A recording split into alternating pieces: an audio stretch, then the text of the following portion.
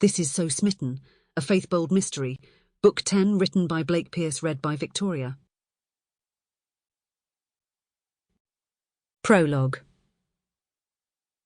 All in all, Vinny liked his job. It wasn't a glamorous job, not even in the world of the criminal underground, but that was one of the things Vinny liked. He didn't need to worry about a price on his head or a target on his back. As long as he stayed in the shadows, he would be allowed to remain in the shadows, and if things ever got too heavy like they had in Boston, he could just fade away and disappear.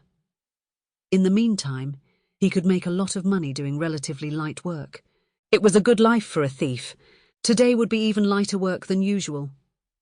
The gang didn't need any more fighting dogs for a while. That meant no body armor, no stun guns, no spiked collars, and more importantly, no having to wonder if the dog he was kidnapping would get past all of his defenses and just rip him to pieces. He remembered reading about a case a while back where some cuckoo in Arizona was sicking dogs on people and tearing them to pieces. Not a good way to go, no siree. No good for Vinny. Today, he didn't need to worry about that. The gang needed bait dogs, sweet, innocent little things that wouldn't hurt a fly. Preferably animals that couldn't hurt a fly. That suited Vinny just fine. He got paid less for bait dogs, but he could pull 4 or 5 of those on a good night. Fighting dogs were always one at a time and much harder work. He strolled down the neighborhood whistling. He wasn't worried about being seen. This was the sort of neighborhood where people wore blinders. What wasn't their business couldn't hurt them. That was the prevailing attitude in the projects, and that also suited Vinny just fine.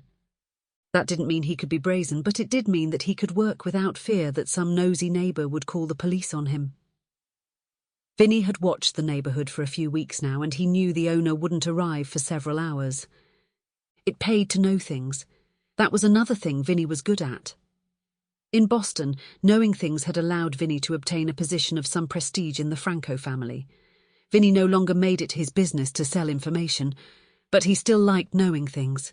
Knowing things kept men like him alive. He reached the house and noted the chain-link fence that encircled the front yard. He glanced casually to his right and saw that the same fence wrapped around the backyard as well, separated by a decrepit wooden gate. He tapped the wire cutters in his pocket and continued down the street.